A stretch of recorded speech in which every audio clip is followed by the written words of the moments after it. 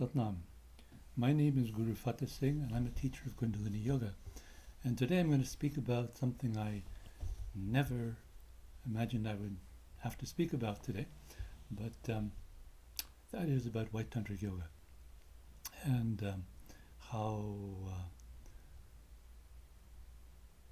it has a certain unique characteristic and a unique history and a unique power and the kind of respect that it deserves from us.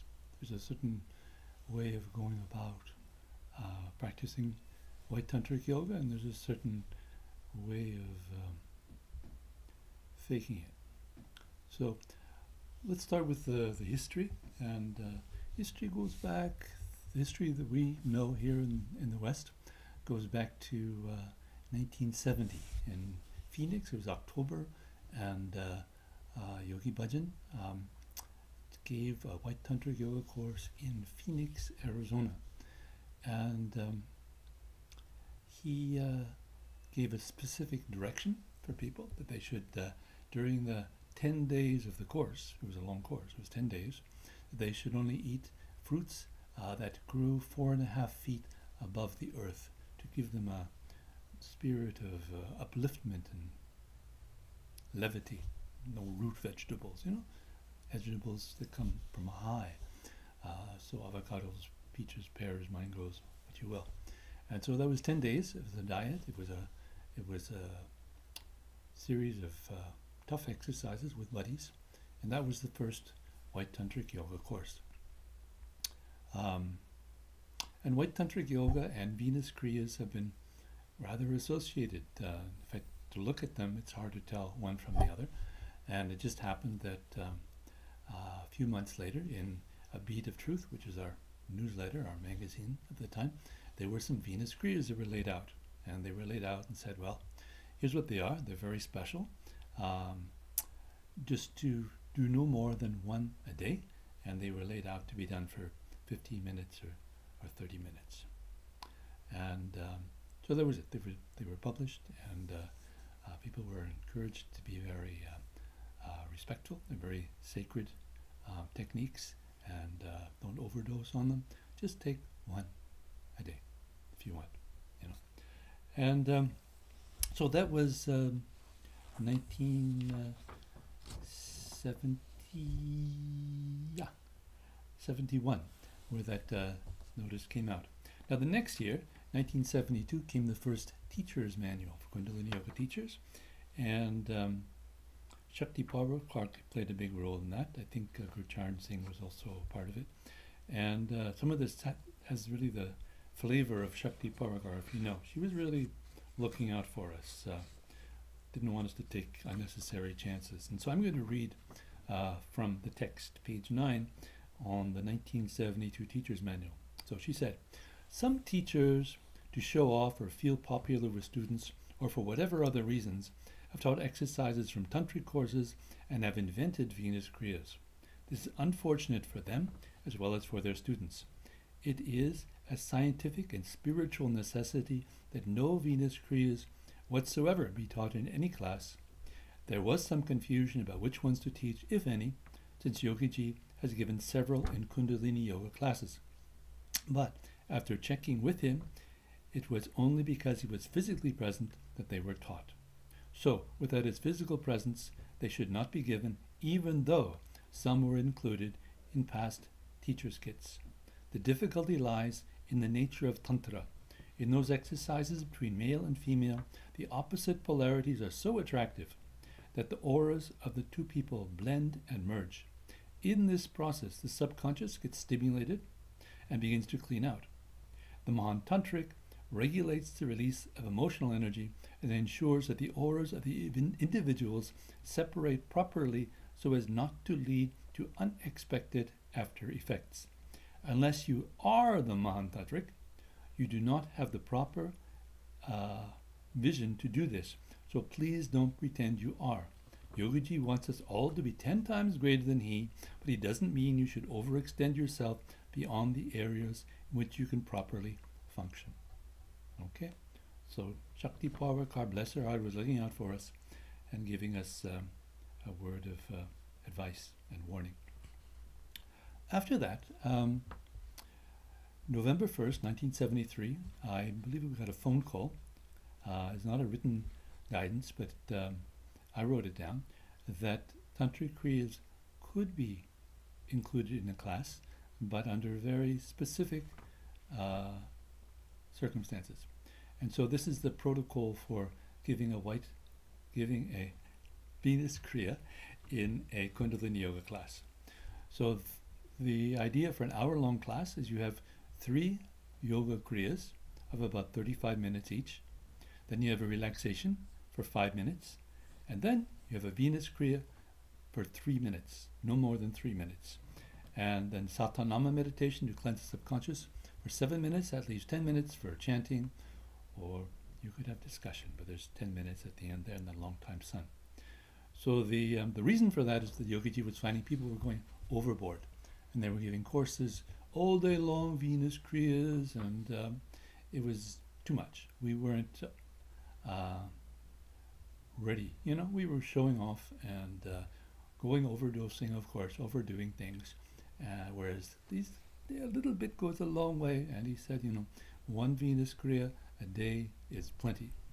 All right, so that's where we got to by 1973. And Yogiji didn't give any more Venus Kriyas after that. That was it. He went on, moved on to other things. It's not like it's a big thing he wanted to keep pumping and promoting. But so the next development that I'm aware of is 1982. There came a couples manual called Relax and Rejoice Marriage Manual. And in volume 1, it stated that indeed there's no observable difference between Venus Kriyas and White Tantric Yoga, but White Tantric Yoga requires a Mahan Tantric to filter the subconscious negativity and channel the energy toward higher consciousness. And it also issued a warning on Venus Kriyas, a word of warning. Any person who uses any direct or indirect method to reach sexuality or sensuality with another person in the name of God, or to any such vibration or any camouflage or any crooked mind toward any person, this sounds very much like Yogi Bhajan, his 7 generations pay for it, not only he or she. This is one action for which there is no remedy. So Venus Kriyas are not to be abused. They're not to be used as sexual bait or, you know, in any improper way. You never can use the name of God or sacred technology for selfish purposes or for sensual or sexual purposes. It's not about that. All right. It did include, mind you, in the manual, it did include 7 meditations for couples which were not Venus Kriyas. And perhaps we'll get into those on another day. Right now, I think we just want to tamper down the what's going on with Venus Kriyas, because there's we're aware now that there's abuse happening, people giving all-day courses and come do Venus Kriyas, where it's not meant to be that way. The 2007 Teacher's Training Manual, Kundalini Yoga Teacher Training Manual, does give some guidelines, again, same guidelines pretty much on Venus Kriyas, and does say that you should not sit in lines doing them, because the energy is not to be a diagonal energy.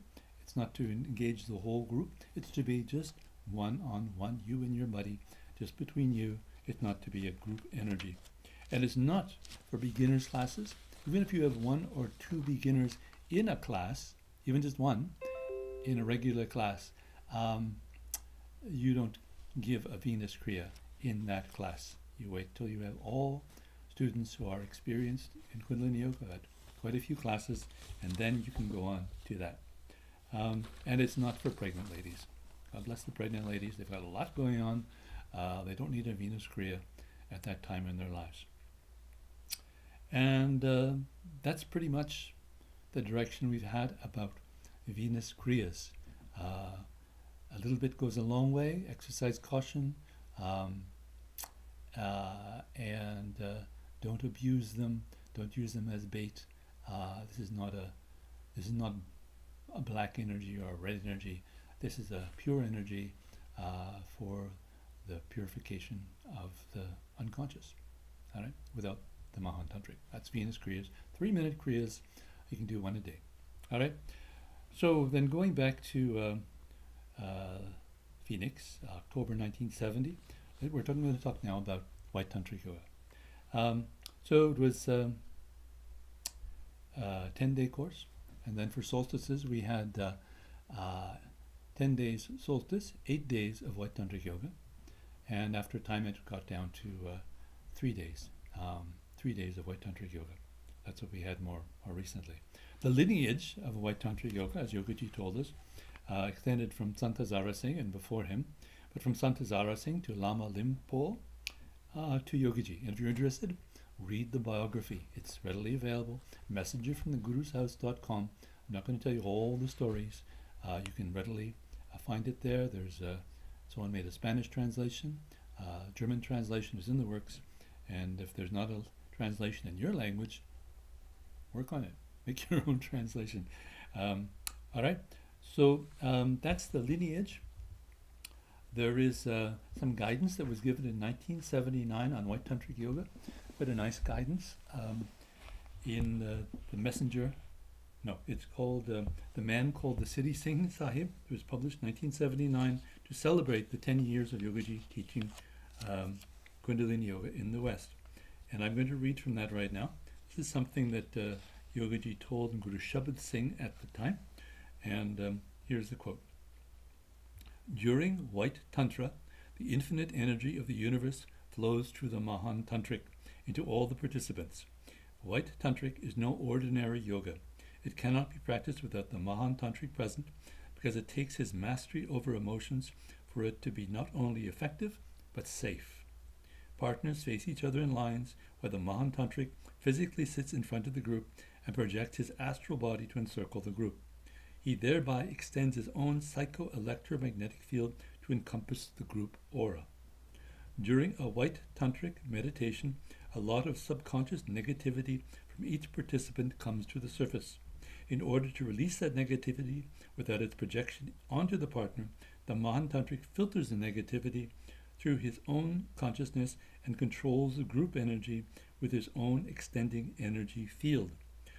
This field acts as a protective shield so that the students' auras, which carry the imprints of their negativity, cannot merge with each other and their destinies cannot intertwine. If the Mahan Tantric himself were not totally detached, the negativity released from such a group would make him ill, if not kill him. The participants' auras must ultimately change to blue and gold, representing devotion and perfection. White Tantric Yoga needs special circumstances, it has a special teacher, and yields special results. All right, so there you go again. Be very respectful. It's a very powerful energy. If you're going to take a role of, you think you want to put on a White Tantric course, God bless you. There's a lot of negativity can be released. There's a lot of things that I just went through. I don't have to repeat that. But Yogaji was a very strong person, a very compassionate person, exceptional. I've never met anyone like him before or since, and it's not good to impersonate the Mahan Tantric, you know? Yeah, fake it, you'll make it, but not in that way. So please. So we'll continue here. Yes, it was hard on the Siri Singh Sahib. Physically, it was hard. So beyond the notes, I can just say from experiences I've seen and heard about that it was physically hard on him. His sevadars, his staff, would say that if the rows were crooked, often Yogaji would feel a lot of pain after a course. We took a lot of time to try and make our tantric rows very straight because we knew there was a toll that the Siri Singh Sahib, our Mahan Tantric, would have to pay, and we didn't want that. So we tried hard, but even so, sometimes the rows were not very good, and he would perhaps swell in the side of his body. It would be hard on him. So in 1986, so Yogi Ji had some medical circumstances. He worked himself basically almost to death, but with some medical intervention and some operations, he picked himself up. Also with some healing meditations that we did. It took a while for us to figure it out, but finally we thought, oh, healing meditations, why don't we use for Yogi Ji? He's not very well. So we did, and in no time at all, very quickly he picked himself up and he was back to work, but he was not going to travel doing White Tantric Yoga anymore. So he recorded, this was new, he created these sessions called Renew to be New.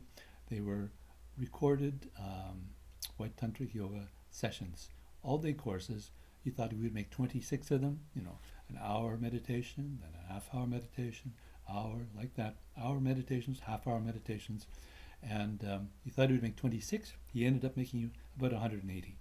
He made quite a lot.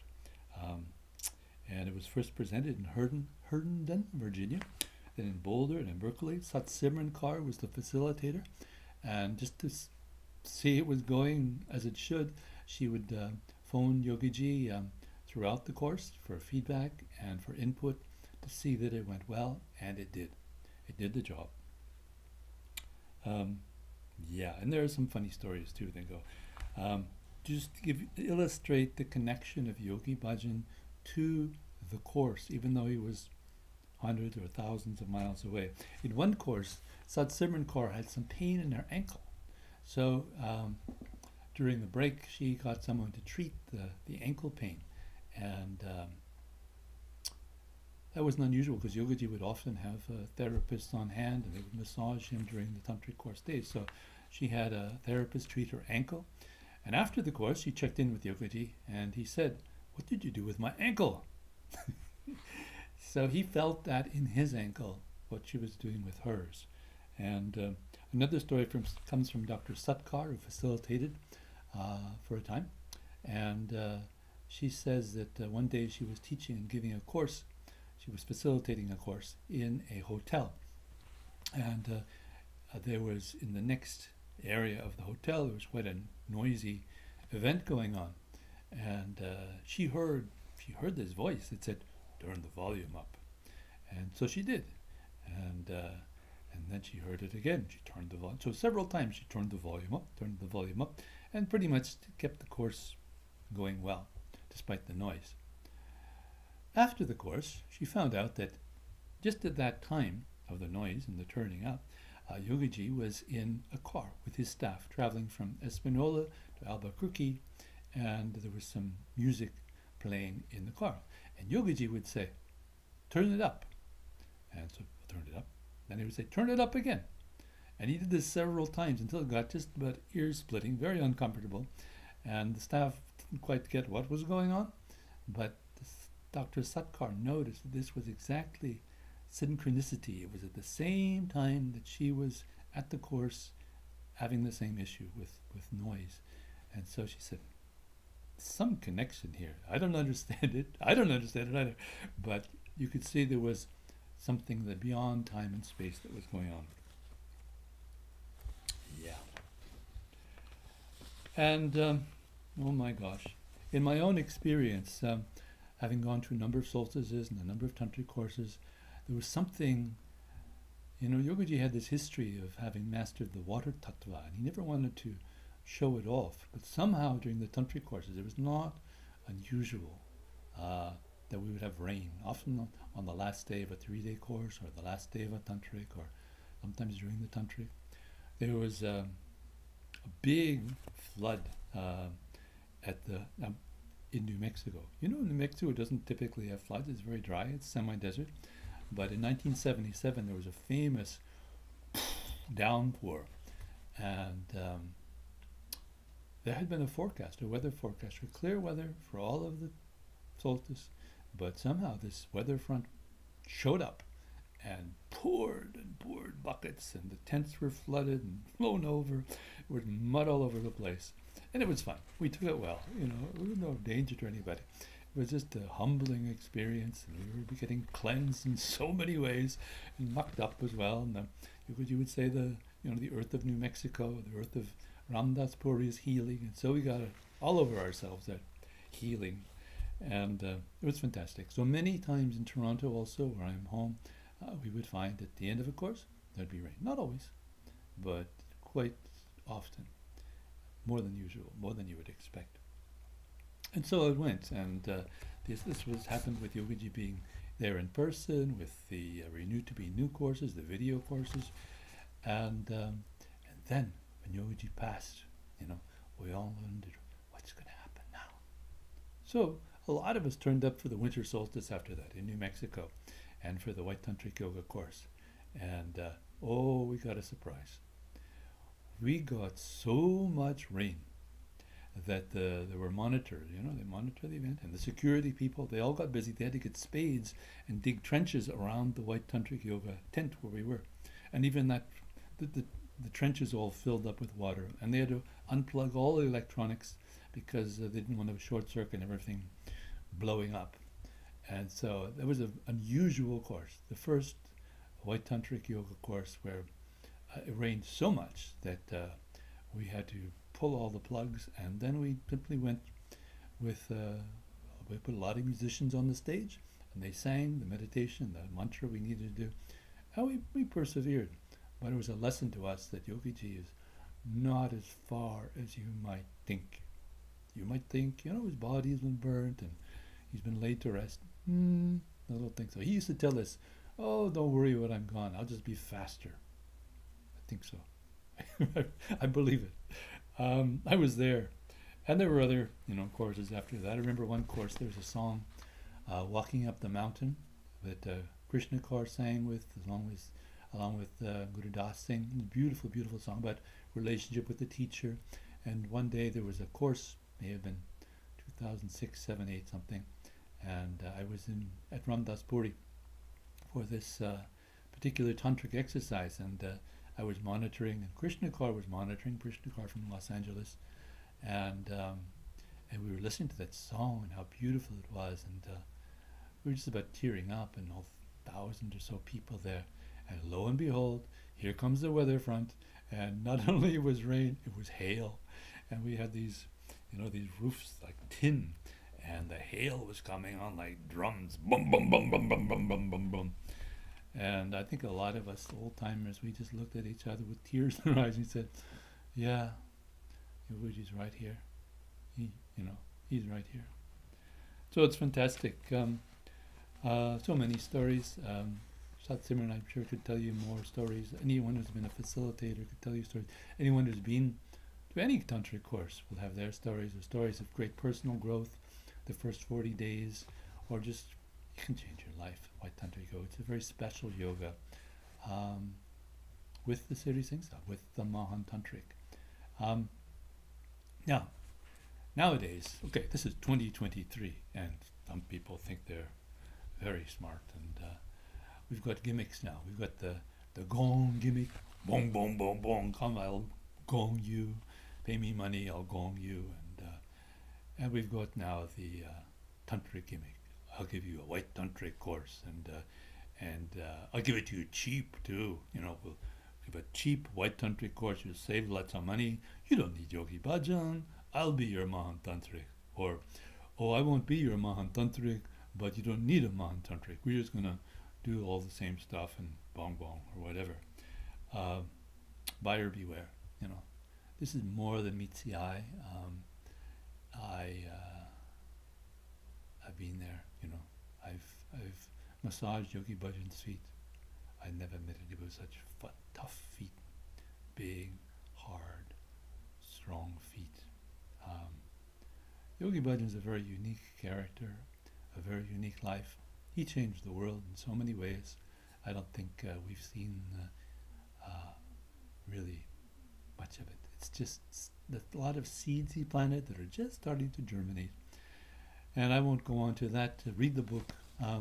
I just really wanted to share with you my experience and my precautions about White Tantric Yoga, about Venus Kriyas as well. If you have questions, you can contact me. If you're a Kundalini Yoga teacher and you'd like some Kriyas that couples can do, I don't want to publish those on my website, but I can share those with you. They're pretty amazing, and they have their precautions too, but they're just great techniques. Yogi Bhajan gave us so many of those. Okay, so may the long-time sun shine upon you, all love surround you, and the pure light within you guide your way on. Satnam.